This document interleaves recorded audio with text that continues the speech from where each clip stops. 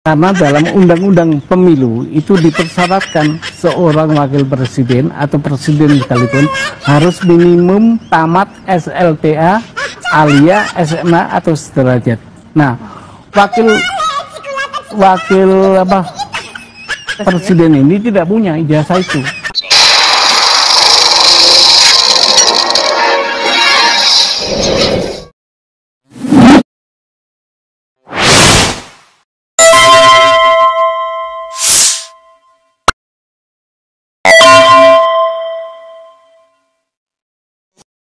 Assalamualaikum warahmatullahi wabarakatuh. Pemirsa, tugas berat geng Solo bukan sekedar termol ya.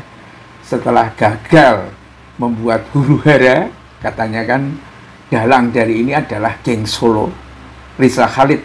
Itu cuma bohirnya aja, tetapi otaknya siapa kan begitu. Dan seterusnya, ya ini tugas yang lebih berat ya. Walaupun mereka punya jenderal, punya menteri, punya termol, punya apa, tugasnya adalah temukan ijazah SMA Gibran.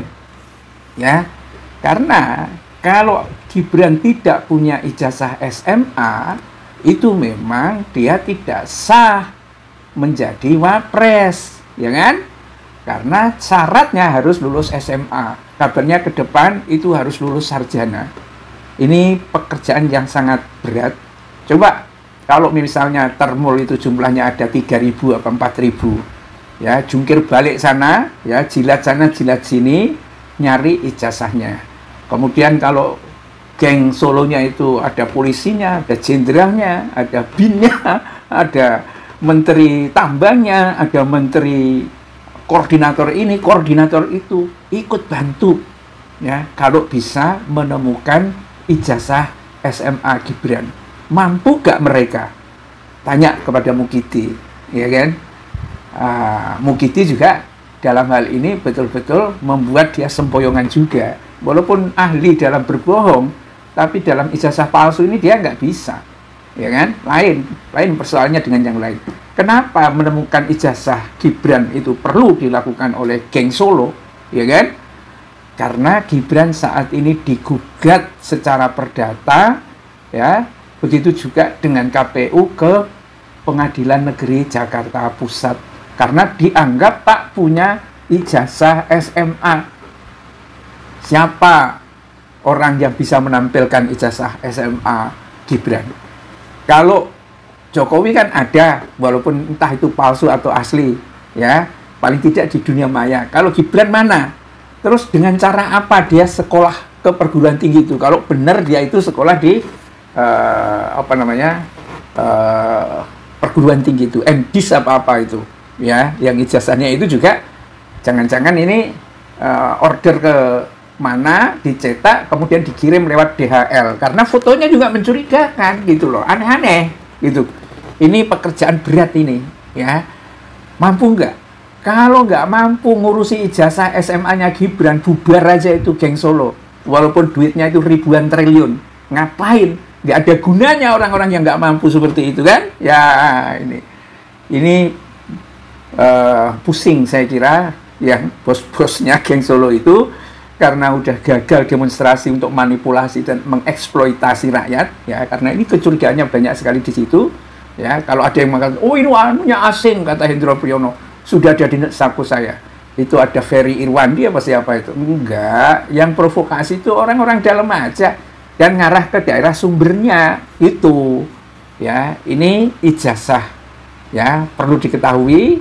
Saya kira nanti akan viral dan ini menjadi malapetaka bagi geng Solo. Harus bisa dibuktikan, ya. Kalau sampai gugatan PN perdata ke PN Jaktus dibatalkan, mungkin akan ada pihak lain terus-menerus, sehingga memang keluarga penipu itu betul-betul penipu semua. Ketahuan.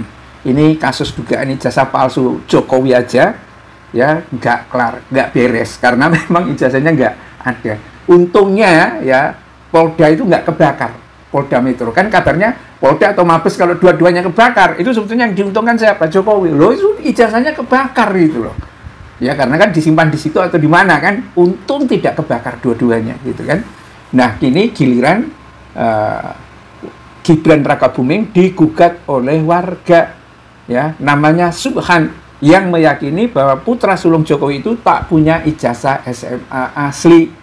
Menurut Subhan, surat pendaftaran Gibran sebagai calon wakil presiden dinilai tidak memenuhi ketentuan. Syarat menjadi cawapres tidak terpenuhi. Gibran tidak pernah sekolah SMA sederajat yang diselenggarakan berdasarkan hukum RI. Menurut Subhan, selain Gibran, dia juga menggugat Komisi Pemilihan Umum dan lain sebagainya, ya, macam-macam lah. Tetapi fokus pada Gibran ini, memang ceritanya itu dia mungkin karena plonga-plongonya atau IQ-nya terlalu rendah atau seperti apa, ya, lulus SMP itu mungkin sudah dipaksakan. Bapaknya udah kaya banget saat itu, menjadi eksportir, menjadi eksportir mebel. Punya anak plonga-plongo, dipicu atau dipacu dengan mungkin pil-pil yang merangsang kecerdasan itu. Jadilah kemudian kekelok otaknya kan, lanjut ke SMA Santa Yosep apa-apa di Solo juga. Nggak naik kelas. Biasanya kalau orang nggak naik kelas, punya duit, ya, pindah ke SMK, SMA K di Solo juga. Nggak naik kelas lagi, pindah ke Orchid School. Tidak jelas juga selesai apa enggaknya, pindah ke UTS, dan tidak pernah ada ijazah SMA-nya. Karena itu, saya kira ini tugas paling berat dari geng Solo itu adalah menemukan ijazah SMA. Seluruh geng Solo yang jumlahnya sekian jenderal, sekian orang itu berhadapan dengan satu orang saja deh, Rismond Sianipar. Kalau bisa mengalahkan Rismond Sianipar satu orang dengan seluruh geng Solo itu, wah keren dah, ya kan? Itu pemirsa, dan tampaknya ini nasibnya juga akan berlarut-larut. Wajar sih kalau Gibran itu nggak lulus SMA karena plonga-plongonya itu. Billahi taufiq wal hidayah. Assalamualaikum warahmatullahi wabarakatuh.